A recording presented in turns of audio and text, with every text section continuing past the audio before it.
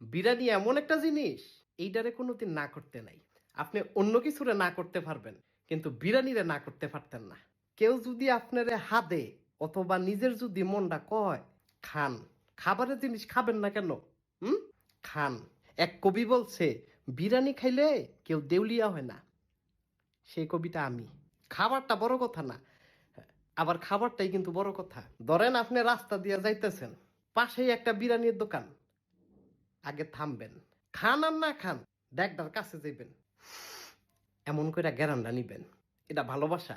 গোস্তর সাথে চাউলের যে একটা মিলন বন্ধন, এইটারে ফাঁকাইয়া আপনি যখন মুহে দিবেন, এরপরে যখন সম্বন করিবেন দত্র দ্বারা, আপনার জিব্বাও আপনার প্রশংসা করব।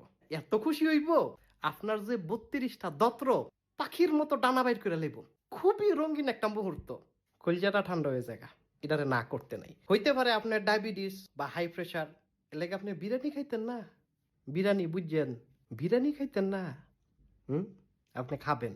আপনার খাইতেই হইব, কোনো অপশন নাই, কিচ্ছু করার নাই, খাইতেই হইব।